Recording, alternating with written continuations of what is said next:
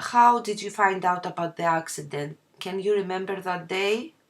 Yes. I was at a dental centre with my son, and a welfare officer came and took me into a room and told me that there'd been an accident and that I was going to be airlifted to Nicosia to be with my husband, and the children was going to be taken care of by a domestic assistant.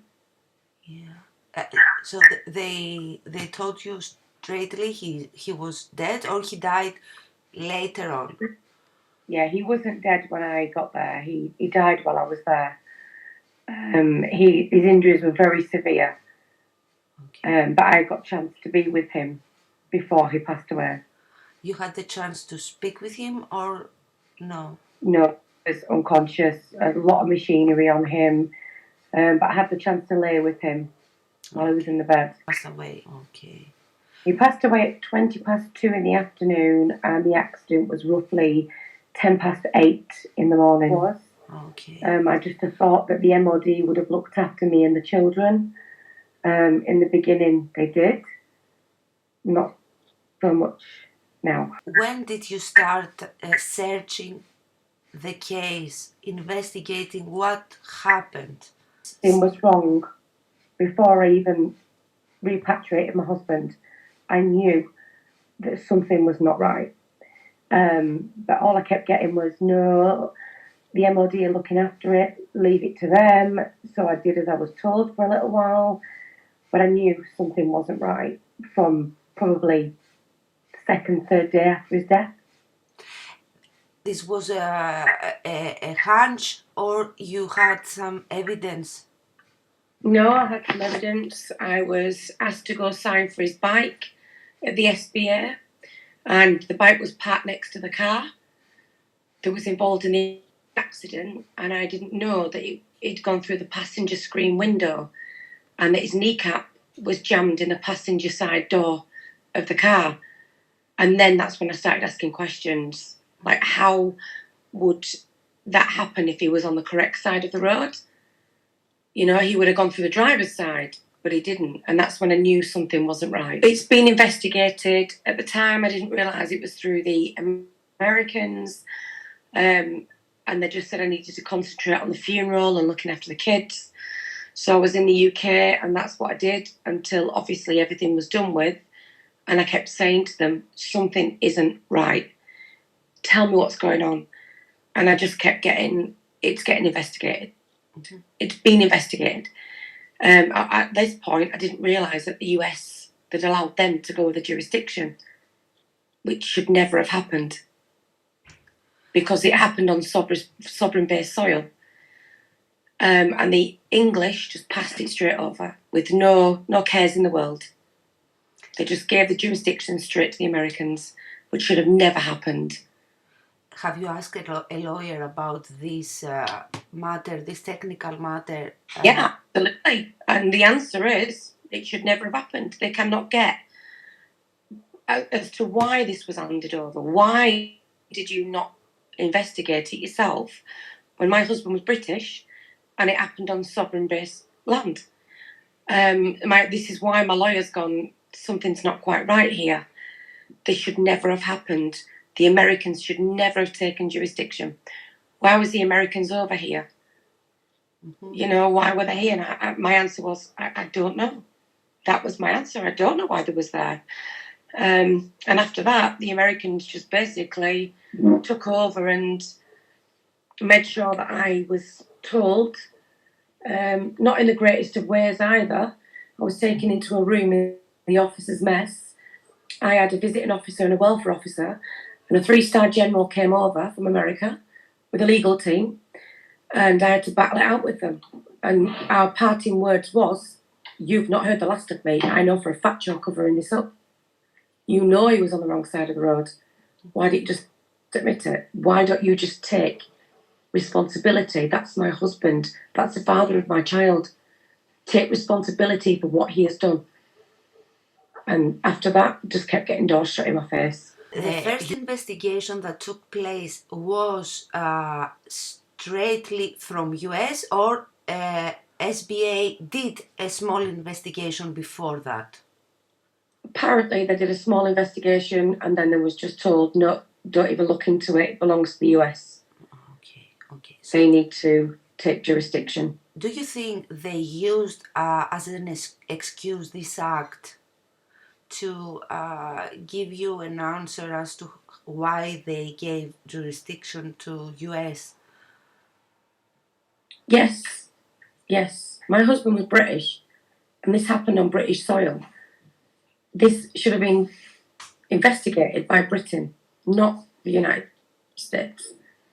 They have got no say over what happens in sovereign-based lands. But yet the MOD just rolled over and just let them take it, let them do what they wanted to do, which then left a lot of answers unheard of, which is why my legal team have gone, something's not right here. I was not allowed to look at any of the files. I was not allowed to know any of the witnesses. I was not allowed to see any of the documentation until last year, until 6 years after he'd died. So they didn't let you see the file, the whole file, for 6 They years? sent me a big file over, which was blank pages.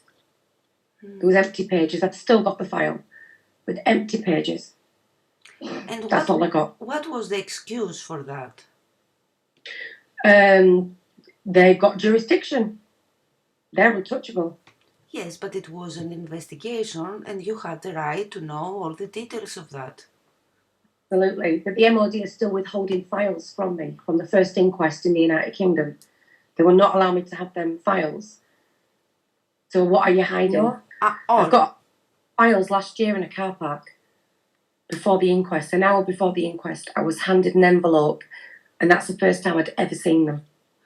And what did you find out when you read the whole file? Did you find more evidence? Yes. I found out basically that what I knew, what I surmised, was the truth. I knew he was on the wrong side of the road. I knew he took an illegal turning because of my husband's injuries, because of his leg practically decapitated. The injuries, the accident happened where he'd gone through the passenger side window, and then the passenger that was in the car had said, I definitely saw him in the passenger side window, not the window screen. So therefore, he undercut my husband. He took the turning before my husband could even pass him, which obviously led to his fatal death. Mm-hmm. Yes. Have you ever had the chance to speak with him, with the Yes. American? Yes, once. Via telephone or you in person?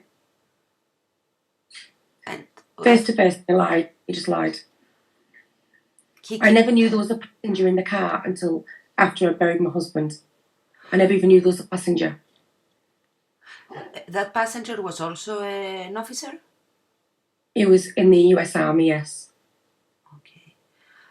Did they test them for alcohol or drugs or something, anything? Apparently so, but I've never seen the documents. Oh, you never saw the results of the exams? No. You asked for them? I've asked for a lot of things, I just don't get them. It's really strange. When they say no, we cannot give you that paper. What they say? Because of what? They don't say no. They just ignore me. Oh. My legal team have asked 3 times now for paperwork, and we're just ignored. But now it's gone too far. It's gone too far, and that's why there's so much publicity about it. Yes. I'm happy to meet with the MOD. I've got no issues about meeting with the MOD or even the driver as to why you've allowed this to happen. Why somebody has to take responsibility. You cannot take a man's life and expect not one person to be punished for it, or not one person to take responsibility for it. Nobody's taken responsibility. Yes, I understand. It's really hard, and it's something that you live with for 7 years now. Absolutely. How was your life these 7 years? Justice. It's frustrating. I'm just sick of the lies. I'm not going to stop until you tell me the truth. Somebody needs to take responsibility, whether it be the MOD, whether it be the US, whether it be the driver. Somebody needs to take responsibility for the actions that happened that took a man's life. My daughter's got no father. I've got no husband. You know, there is no answers for us because they just keep shutting doors in my face. Yes. How old is she now, your daughter? She's 8 now. She's 9 in June. Okay. How they deal with this huge loss? The 3 children, they're doing really well. It wasn't easy for them at first. We sort of looked out for each other. I never said it was all hunky-dory. You know, we had arguments, we had fights with each other because there were no answers. We were frustrated, they were hurt. But as time's gone on, we've had to deal with what has happened and we concentrate on the little one. Mm-hmm. So he dominates our whole family. Yes. And I think financially it's a big weight to have this legal support and everything. How you deal with this? I've paid for it on my own for 7 years. Oh my God. So this has been going on for 7 years. I had to pay for it myself. It's absolutely killed me. But now I need 2 legal teams. I need one here in Cyprus to be there in the courts on the 13th of June. And I need my lawyer back in the UK. And it's just gone beyond anything that I can afford now.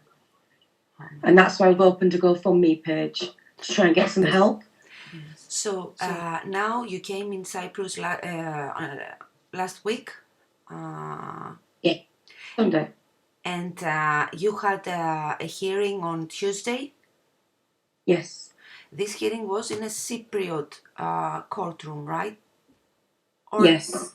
Okay. In Nicosia. In Nicosia. And what was the request?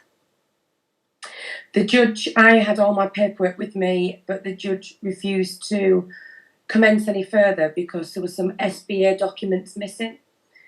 And she wanted the documents. I had the documents on me, but they was copies.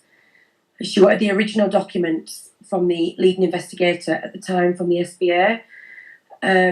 So she said, no, I will adjourn this until you've got the documents. So it's been adjourned until the 13th of June. Do you think you will have the original until that date and you come back? I mean, it's not down to me. I've got an original as well. It's down to the SBA to provide it and then translate it into Greek for the judge. So it's not down to me. I have the paperwork. But he wanted them to find it and for them to give it to the judge, I'm assuming. They cooperate with you? I mean, the SBA, they are willing to give you the original documents? Absolutely, yeah. The SBA have helped a lot. That's good. That's good. At the end of the day, the decision made in the United Kingdom for the first inquest said death by blunt force to the head. I mean, that was pretty obvious, but that's how he died. But who's to blame? Mm-hmm. There needs to be a strong output of what happened, who's at fault, not just tell me his injuries. I was aware of his injuries. I was with him when he died. I need to know who did this and how this happened and who's at fault. Now, we've asked the Attorney General in the United Kingdom to reopen the inquest because the first inquest in the United Kingdom was just not good enough. It was embarrassing. There was no witnesses. They didn't really take any of it into account. It was ridiculous, to be honest with you. Yes. So the effort now is to reopen a new inquest. Yes. And how this connects the Cypriot courtroom? In what way?